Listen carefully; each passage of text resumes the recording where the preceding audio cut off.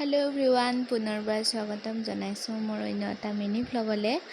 আজি ঘৰৰ পৰা প্ৰায় 6-7 কিলোমিটাৰমান আঁতৰত থকা এটা মন্দিৰলৈ আহিছোঁ, যিটো মন্দিৰৰ নাম হৈছে শ্ৰী শ্ৰী দীৰ্ঘেশ্বৰী মন্দিৰ। এই মন্দিৰটোৰ অঞ্চলটো খুবেই ঠাণ্ডা আৰু ইয়াতে আহিলে মনটো খুব পাতল লাগে।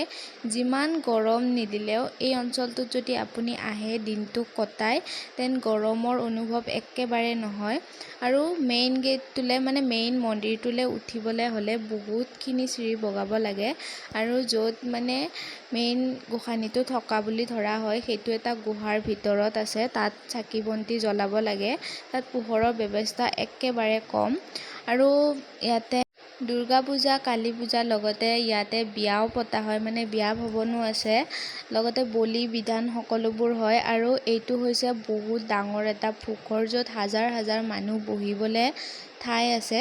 আৰু ইয়াৰ ভোগৰ ব্যৱস্থা প্ৰত্যেক দিনাই থাকে। ভোগ গ্ৰহণ কৰি হোৱাৰ পিছত থালিখন থোৱাৰ দায়িত্ব নিজৰ। আজি তিনিওজনী আমি একেবাৰে চিম্পলকৈ এটা শান্তিৰ পৰিৱেশত দিনটো কটালোঁ। আজি আমাৰ খুবেই ভাল লাগিছে। লগতে আপোনালোকৰ যদি ভিডিঅ'টো ভাল লাগিছে, চেনেলটো ছাবস্ক্ৰাইব কৰিব।